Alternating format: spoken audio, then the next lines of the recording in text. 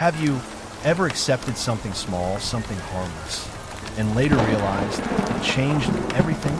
Maybe it was a gift, maybe just a favor, or a strange coincidence you brushed off. They say the most dangerous curses don't come with screams or thunder. They come wrapped in kindness. Elizabeth never believed in fate, not until a quiet old woman handed her daughter a mirror. "Keep it," she whispered. "Use it wisely, but never let greed guide your reflection." It felt like a blessing, a second chance, a glimpse of someone they thought they'd lost. But magic is never free. And mirrors?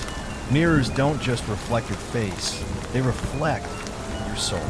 And when the soul is cracked, the world follows. This is the story of a gift choice, and the night grief turned into a curse. If you think it couldn't happen to you, think again. Have you ever taken something small for granted? Something harmless, something kind that you didn't ask for, but accepted anyway? That's how it always begins. Not with thunder, not with blood, but with a simple gift. Elizabeth's daughter was handed a mirror by an old woman with eyes like forgotten time. "Use it wisely," she said. "It can help you, but misuse it and it will undo you." The mirror gave them what they needed. It showed them the impossible. But what begins in love can end in greed, because mirrors don't just reflect faces. They reflect what you hide from the world. This is not just a story, it's a warning. The most dangerous curse is the one you choose. And it always starts just like this story. This happens to more people than you think. So talk about it. Most don't. They hide it, bury it, pretend it never happened. But the consequences always find a way to surface. Let me tell you a story of a woman and her daughter. Two ordinary souls who were offered a gift and misused it. And from that moment, the curse began. It started with death. Elizabeth had been a happy wife once, a school teacher in a small town outside Seattle. Her husband, Thomas, was a mechanic, steady, quiet, and dependable. They didn't have much, but they had each other. And their daughter, Sarah, was their entire world. But life does not care for perfect pictures. One winter morning, black ice and a drunk driver shattered Elizabeth's world. The police found Thomas's car wrapped around a pine tree, smoke rising like breath from a dying giant. In a single day, her home, her income, her foundation, everything crumbled. There was no life insurance, no savings, just debts and a 9-year-old daughter who had stopped speaking. With no other options, Elizabeth packed their belongings into a rusted red Buick and drove to the only place they had left, her late grandfather's cottage in the mountains of Pine Hollow. A crumbling wooden house tucked deep in the forest, the kind of place where silence seemed to breathe down your neck. The first night there, Elizabeth sat on a creaky porch, watching fog snake through the trees. Sarah lay inside, silent, drawing shapes in dust on the floorboards. Elizabeth cried quietly, knowing her daughter couldn't sleep in their old home without nightmares. Knowing she couldn't keep pretending they were okay, she whispered to the night, "I need a miracle." And the night listened. It was supposed to be a normal day. Elizabeth had driven into town for a job interview, something at a diner, just a few shifts away. Anything to keep the lights on. Sarah was with her, quietly holding her sketch pad as they bumped along the winding forest road. The trees were so thick on either side that it felt like driving through a tunnel. Halfway down the road, the Buick's engine gave a sputtering cough and died. Elizabeth cursed under her breath and pulled to the shoulder, gravel crunching beneath bald tires. She tried the key again. Nothing. The engine was as dead as her savings account. She slammed her fist on the steering wheel. Great. Just great. Sarah looked up, her eyes wide and hollow. "Mom, there's someone coming." Elizabeth turned. An old woman stood on the side of the road. Bent with age, she leaned on a carved cane made of gnarled wood. Her clothes were mismatched, layers of gray shawls and a red scarf that fluttered even though there was no wind. But what struck Elizabeth most was her face, kind, weathered, and knowing. "Need help?" the woman asked. Elizabeth hesitated. "Oh yeah, car died. No signal either." The old woman stepped closer. Machines are fickle things, but life has a way of fixing what's meant to move. Elizabeth blinked. "Do you live around here?" I live where I'm needed." She smiled, and it was the kind of smile that both comforted and unsettled. Then, from beneath her shawl, the old woman pulled out a small mirror. Its frame was brass, shaped like vines curling around a circle of flawless glass. It gleamed as if lit from within. Elizabeth couldn't help but stare into it. "It's a gift," the woman said, extending it to her. "It will help you, but don't misuse it, or it will take more than it gives." Elizabeth hesitated. "I can't accept. You already have." The woman placed the mirror in Sarah's lap. Then she turned and began walking away, vanishing into the mist with impossible speed. Elizabeth sat frozen, unsure what had just happened. The car engine suddenly coughed to life, unprompted. Sarah whispered, "We can go now," and they did. But something had changed. Back at the cottage, Elizabeth placed the mirror on the mantel, trying to forget the eerie encounter. But she couldn't shake the feeling that it was watching her. The way the glass reflected light, even when there was none, was unnatural. That night, Elizabeth dreamed of Thomas. He stood in their old kitchen, smiling. He said, "Look in the bank, Liz. I left something for you." She woke up shaking, tears staining her cheeks. "Sarah," she whispered. "Sarah, I saw your dad." Sarah nodded solemnly. "He said the same thing to me." Elizabeth's hands trembled as she picked up the mirror. This thing, is it showing us something? She didn't want to believe it. But desperation has a way of making the unbelievable feel possible. The next morning, she drove to the bank Thomas used to talk about. She hadn't been there in years. The teller raised an eyebrow as she checked the records. "There's a savings account here. Opened 8 years ago. $10,000. You're listed as the beneficiary." Elizabeth staggered back. It was true. The mirror had shown her something real. That night, as they sat by the fireplace, she stared at the mirror and whispered, "What else can you show me?" Sarah reached out and touched the glass. For a moment, Elizabeth thought she saw another world in reflection. One with no bills, no pain, no hunger. She leaned in closer. Maybe this can fix everything. And in the mirror, something shimmered. Something ancient. Waiting.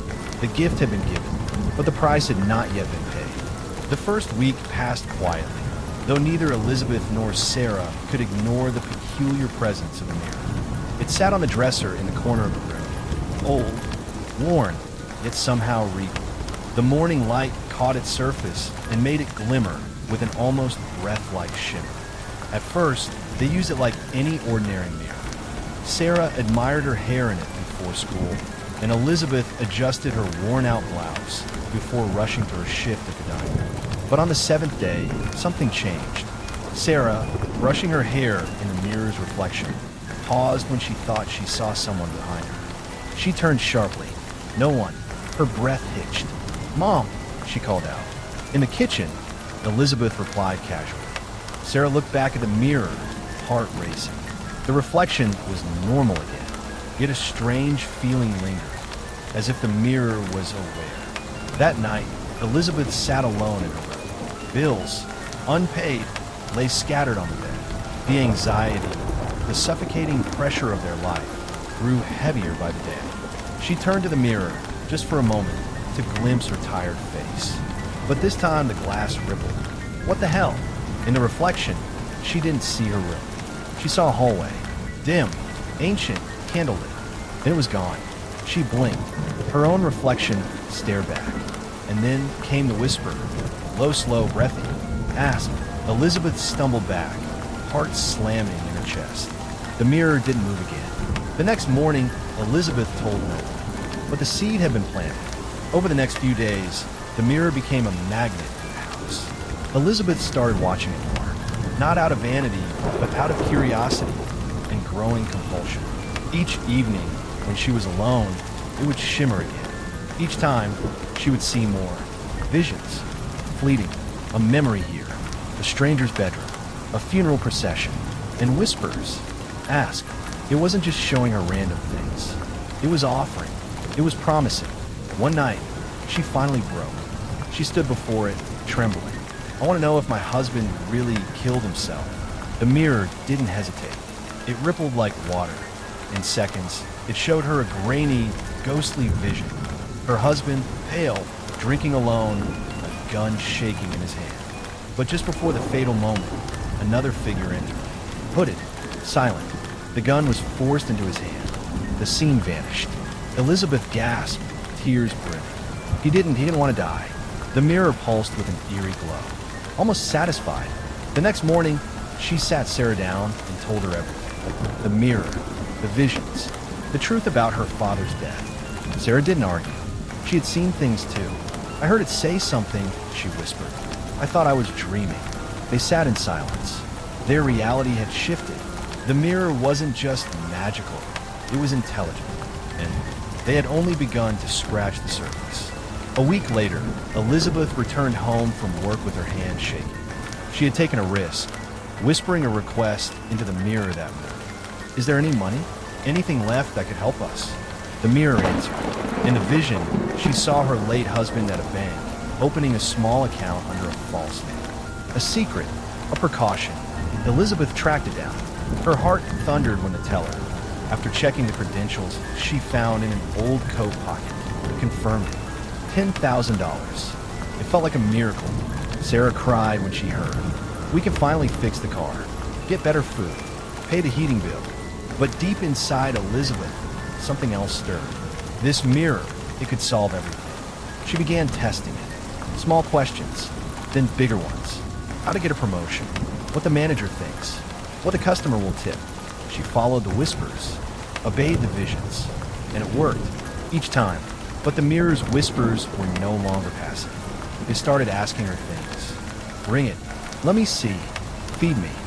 One night, after using the mirror to avoid getting caught stealing leftover bread from work, she stared at her reflection. Her eyes looked darker. Hello. Sarah walked in behind her. You look different, Mom. Elizabeth smiled, but it wasn't her usual smile. The mirror was no longer just helping. It was feeding off something. And soon, it would want more. Eliza stood in front of the worn-down building that once passed for the town's only bank. It had peeling paint, cloudy windows, and a flickering neon open sign that barely clung to life. Sarah sat quietly beside her in the passenger seat, fiddling with the hem of her sleeve, casting side glances at her mother. You really think it's true? Eliza asked. Her voice sounded flat, uncertain. Sarah nodded. I talked to him, Mom, through the mirror. I know it sounds crazy, but he said there's money. Said he put away years ago when he knew things were going south. Eliza's fingers tightened around the steering wheel. And you think that ghost, or whatever it is, was really your father? Do you have a better explanation? Sarah asked. They entered the bank, and the place smelled like dust and dry. An older man at the counter looked up from a crossword puzzle. Can I help you? Eliza hesitated. I'm here to check a dormant account. It belonged to my husband, Henry Wills. The man typed a few things, raised an eyebrow, and asked for ID and proof of relation. After several tense minutes, he returned with a stunned expression. There's $10,000 in this account. Eliza nearly dropped the pen she was holding. What? The man nodded, untouched for over a decade. As they left, Eliza felt a chill crawl up her spine. Not from fear, but from realization. The mirror was real.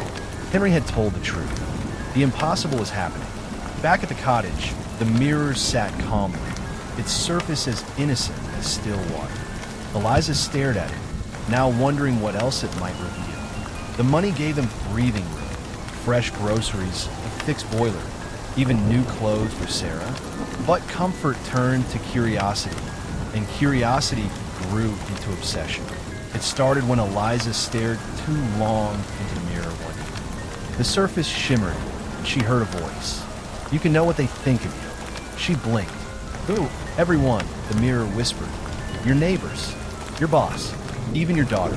Against her better judgment, Eliza placed her hand on the glass. The next moment, she stood in a dreamlike version of the bakery. Her manager, Mr. Creel, laughed with a cold. Eliza's too slow. If she weren't a widow, I'd have let her go ages ago.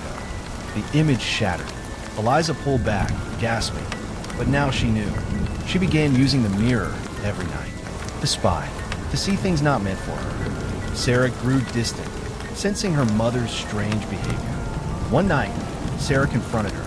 "You're using it too much." The old woman said not to misuse it. Eliza snapped.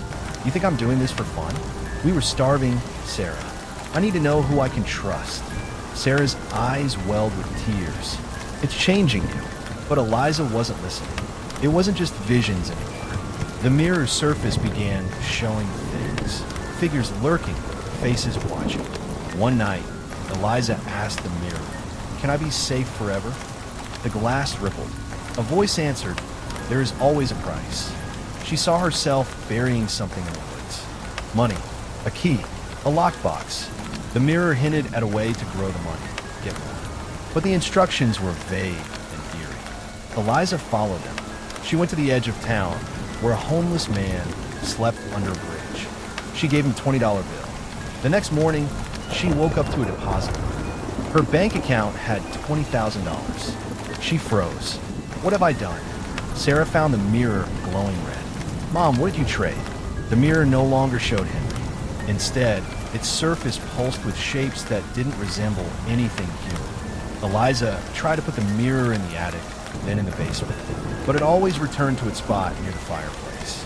It had become a part of the house. Of them. The mirror sat in their living room now, grand and oddly out of place. Elizabeth had cleaned it until it gleamed, but no matter how much she polished, a cold mist always seemed to hover just behind the glass, as though the world on the other side was exhaling. Sarah wouldn't go near it, not after what she'd felt the last time she looked at it. One evening, as the wind howled through the old cottage walls, Elizabeth sat alone with a cup of tea. The mirror shimmered faintly, almost vibrating. She swore she saw movement within it, a hand, maybe, or a ripple like a stone tossed in the water. She called Sarah into the room. "Come look at this." "No," Sarah stood firm in the hallway. "It's not right. I don't want to see it." Elizabeth rolled her eyes. "It's just a mirror." But she wasn't sure anymore. The reflection didn't always match reality. Sometimes, it felt like the mirror knew her better than she knew herself. That night, Sarah had a dream.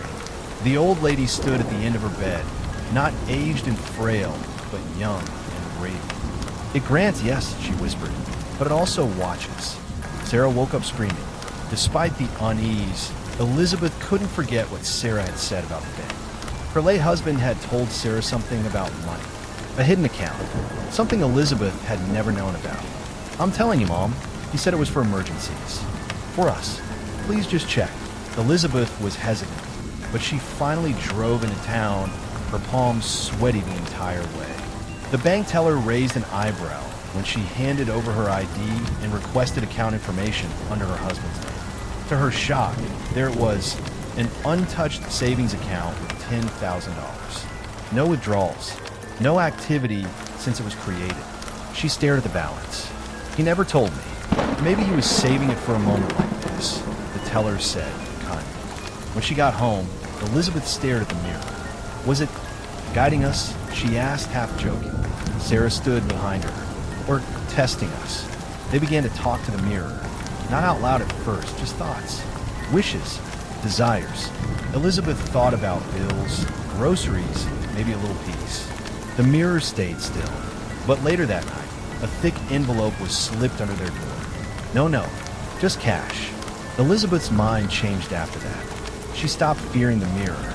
She began to rely on it. She tested its power in small ways. A whispered wish for a sunny day, and the rain stopped. A broken light bulb fixed itself overnight. Even the rust on her car's engine seemed to melt away. But the mirror never gave for free. The more Elizabeth used it, the more she changed. Her face grew gaunt. Her eyes always looked tired, even when she slept through the night. Sarah noticed. "Stop it, Mom," she said one morning, tears brimming in her eyes. "Please, it's not helping anymore." "You don't understand," Elizabeth said, pacing. "This mirror is a gift. The old lady gave it to us for a reason. We just need to be smart about it. It's changing you. I'm doing this for you." The mirror pulsed once that night, and something crawled across the glass. Not a reflection, a shape, watching. Elizabeth didn't sleep. She stared into the mirror and whispered, just a little more. And the mirror smiled. The days that followed the mirror's arrival felt different. The cottage, once silent and plain, now hummed with a strange new energy. Elizabeth often caught herself staring into it for longer than she meant. What started as curiosity turned into fascination. She noticed that when she asked the mirror questions, silly ones at first, it sometimes seemed to answer, showing her flickers of images, vague but oddly specific. She never told Sarah. Sarah, meanwhile, had started to sleep better, waking with fewer night terrors. The girl didn't mention her father as often anymore, and Elizabeth assumed it was healing. But the truth was different. Sarah had begun talking to the mirror, whispering to it like it was a secret friend. One rainy night, Elizabeth had a nightmare, one so vivid she woke screaming. The mirror shimmered in the corner, almost pulsing. She approached it hesitantly and whispered, "Can you help me?" The mirror didn't answer with words, but she saw an image, a bed. Her late husband's face, a lockbox. She jolted back. The next morning, she asked Sarah casually, "Did Daddy ever mention anything about money?" Sarah hesitated, then nodded. "He said he saved something for us." Elizabeth dismissed it at first as a child's wishful thinking, but the mirror kept showing her the same image. Compelled, she went to the bank with her husband's old documents, and there it was, an untouched account of $10,000. The relief was overwhelming. She withdrew a portion and fixed the leaky roof, bought proper groceries, and got Sarah a warm coat. Things finally seemed to be getting better, but the mirror's reflection started to shift. Sometimes it showed Elizabeth her own face, distorted and green. She tried to ignore it. The days turned to weeks. The money from the account helped ease their burdens. And for once, Elizabeth didn't feel like she was failing as a mother. Sarah laughed more often. The cottage even felt like a home. But Elizabeth wasn't content. That small taste of comfort reawakened something deep in her, a hunger she hadn't felt since before her husband's death. She began to ask the mirror questions again, more directly this time. "What should I do next?" she'd whisper. The mirror responded with glimpses, pictures of her applying for a better job, finding lost jewelry in an old drawer, even winning a raffle she had known. Every time she followed its guidance, it worked. She told herself it was harmless, a gift, a blessing from the strange old woman who gave it. But deep down, she knew it wasn't just good luck. Then, one evening, she asked, "What would make me truly happy?" The mirror showed her a large house, a brand new car, a man, not her husband, smiling beside her. Sarah, grown up and successful. The images were intoxicating. Elizabeth became obsessed. She started playing the lottery, trying new investments. The mirror guided her to minor successes. But one day, she asked for more. "How do I get rich?" The mirror went dark. For the first time, it didn't show anything. Only her own reflection, staring back. Then the glass rippled. She saw her face again, twisted, gaunt, desperate. Startled, she backed away. But the seed had been planted. A month after discovering the bank account, things began to shift. The mirror no longer showed simple visions. Now it offered bargains. "Bring me something of meaning," the surface whispered one night. Elizabeth thought she imagined it. But the next day, Sarah's old doll vanished. Then her wedding ring, one she never took off, was gone. In their place, she found envelopes of money. Small amounts at first, then larger. It became a pattern. Give something personal. Receive something valuable. The mirror was trading, and Elizabeth was playing along. Sarah noticed. "Mom, have you seen my drawing book?" Elizabeth lied. Probably packed away. She knew where it had gone. The mirror had taken it. But that same evening, she got a letter. She'd won a cash prize in a local contest she didn't remember entering. Sarah's health began to decline. She grew pale, withdrawn. She stopped talking to the mirror and started sleeping all day. Elizabeth asked the mirror, "What's happening to her?" The mirror didn't answer. Terrified, Elizabeth finally confronted the mirror. "Tell me what you want." The glass darkened. Her reflection faded.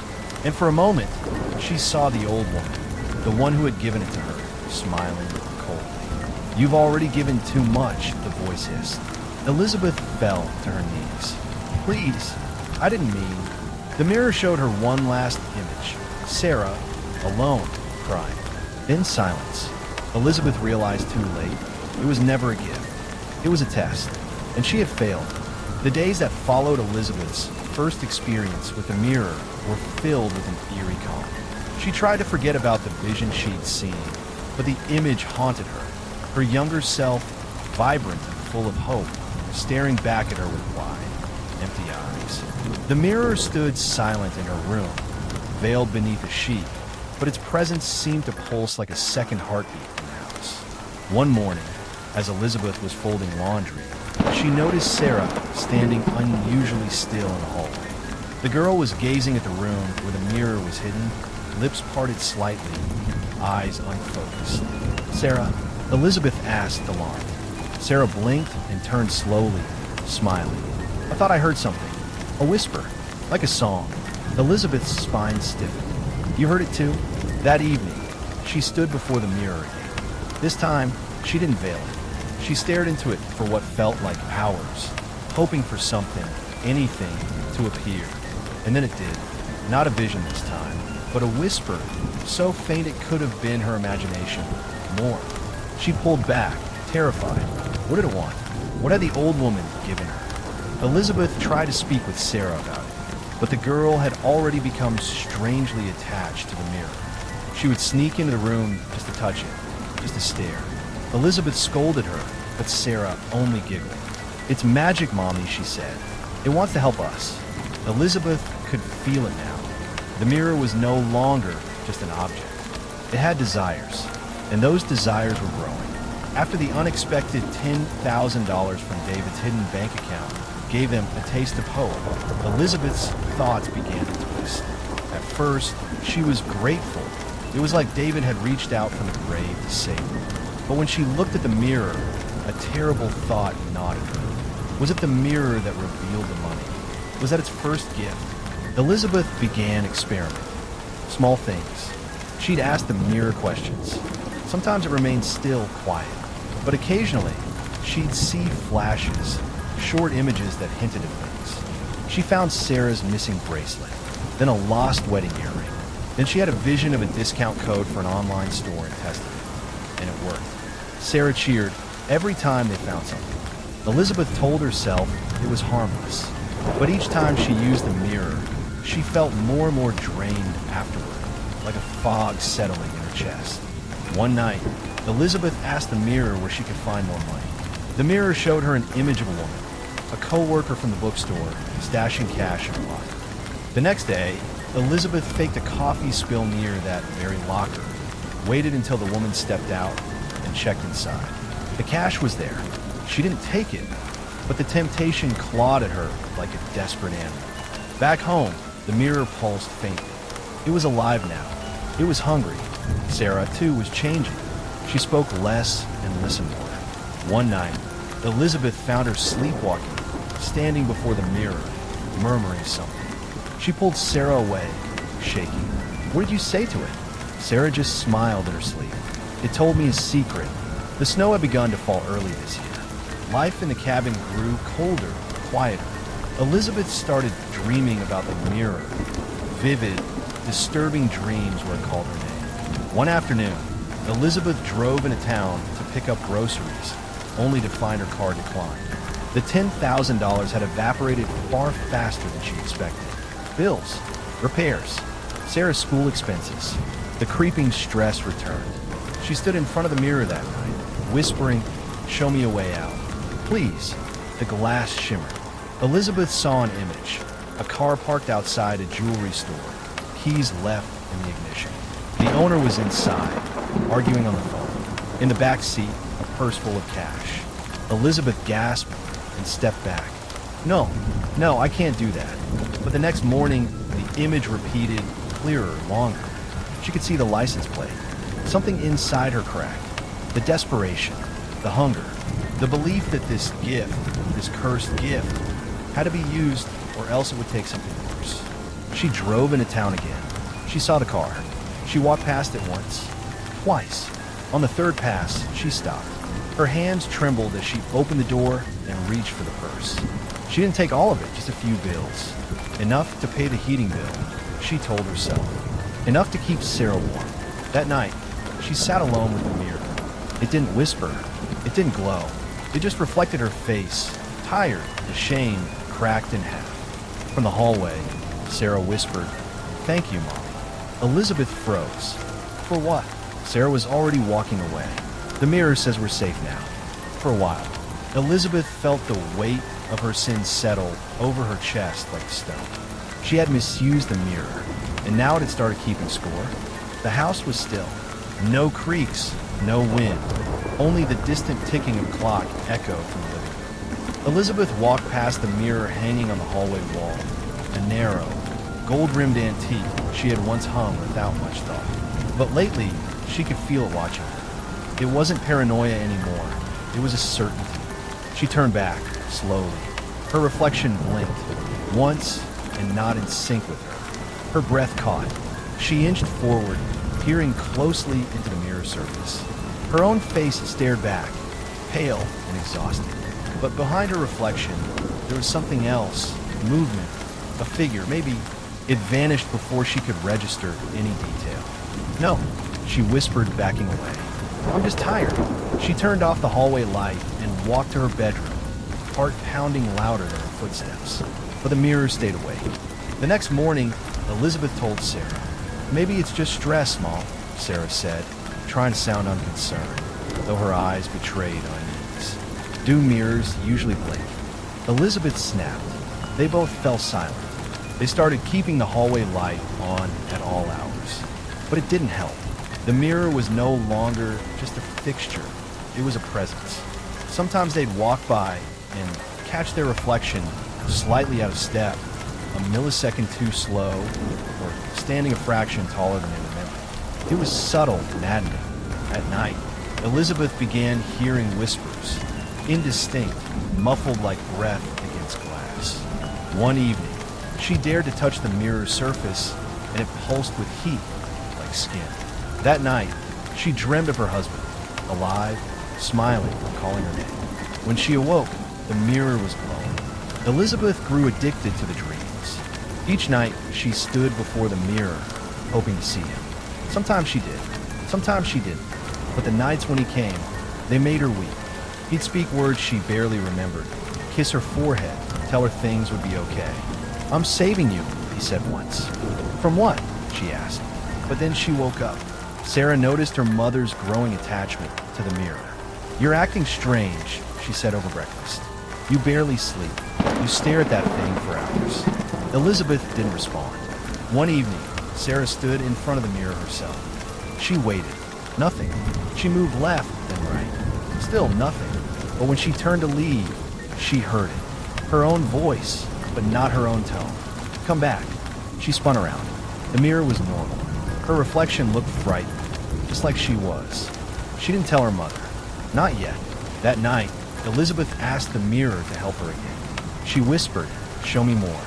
And it did. The reflection shimmered and revealed her husband sitting beside a young Elizabeth on a couch from decades ago. Both laughed. The room filled with the scent of his cologne. She pressed her hand against the glass. Then she saw something else. Sarah, older, weeping in front of a grave. Her heart stopped. "No," she gasped. "That's not real. That's not real." But the mirror dimmed, refusing to rewind. Elizabeth became desperate. Her emotions twisted into obsession. The mirror had answers. It showed what could be, but never what she wanted. Not truly. She tried to manipulate it. "What if I ask you to bring him back?"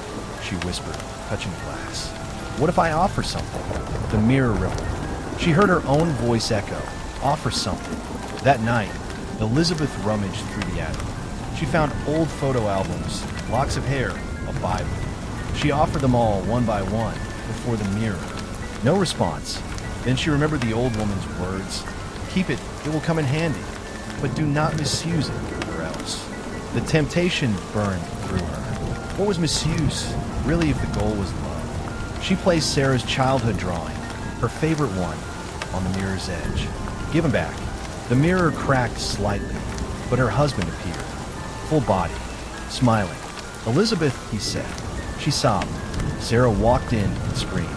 "Mom, what the hell?" But Elizabeth didn't hear.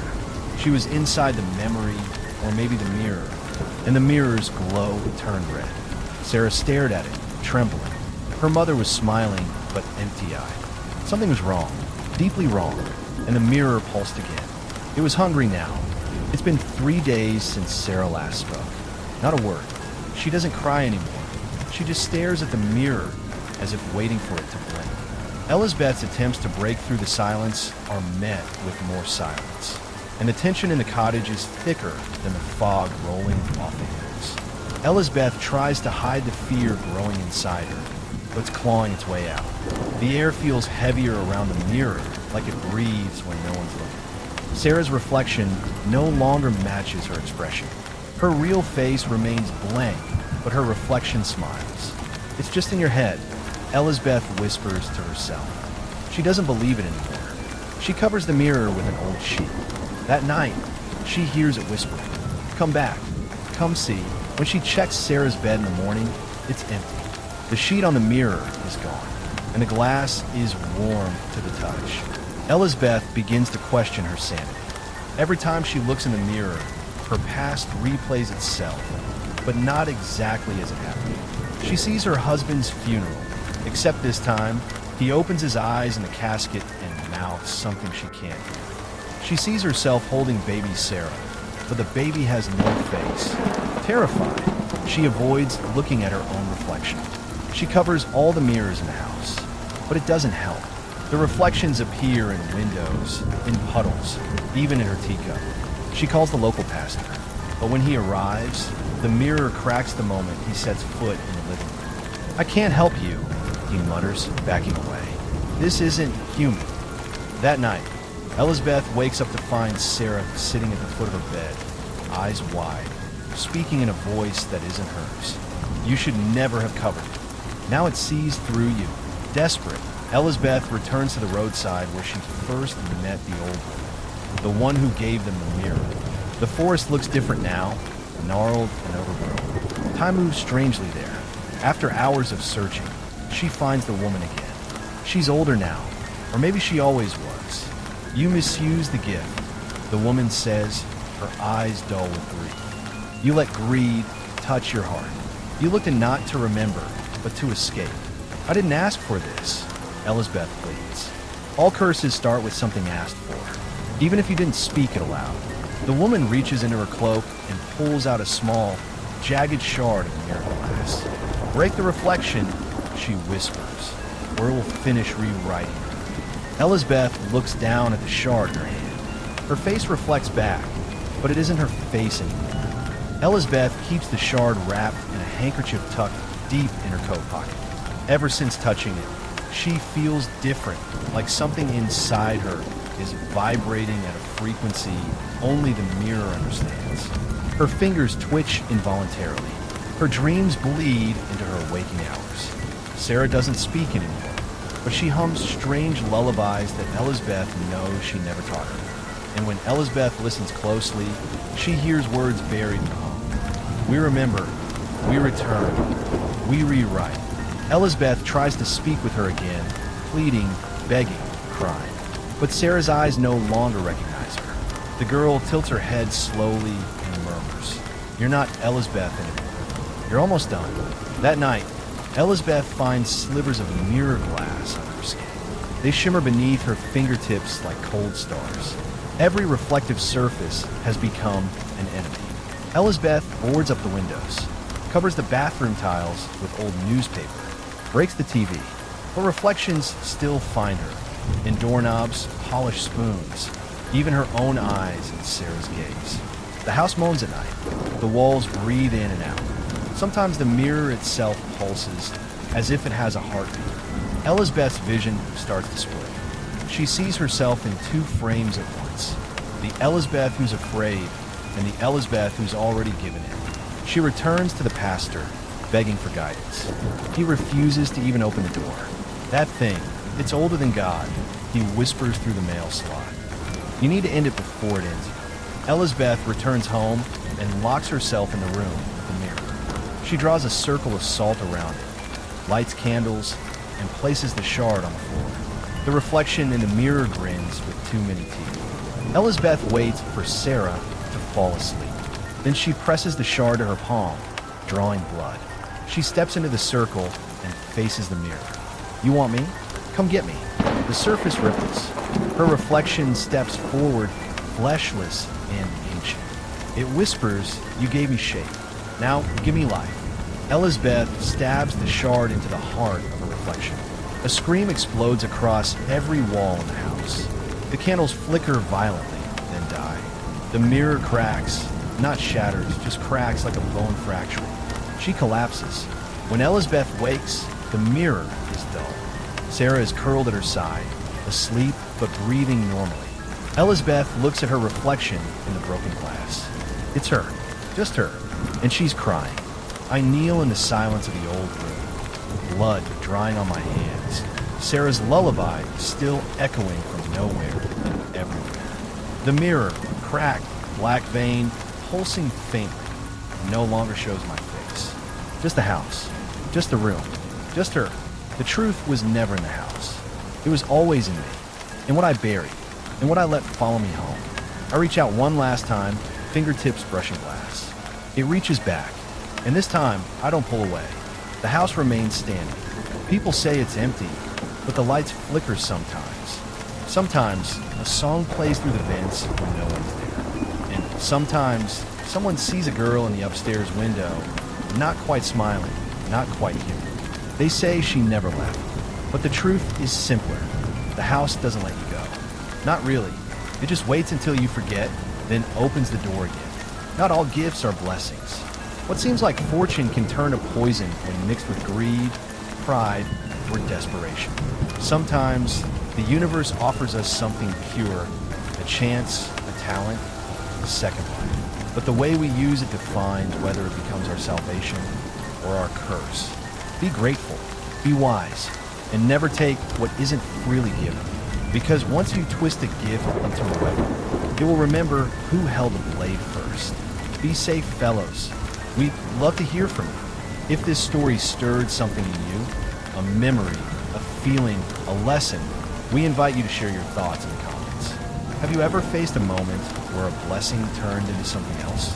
Or a time when greed clouded judgment? We'd love to hear your experiences, your reflections, and even your theories about what could have happened next. Stay tuned. More mysterious and heartfelt stories are on the way. Until then, share this with someone who might need the reminder. Not all gifts are meant to be kept. Some are meant to be understood. See you in the next one.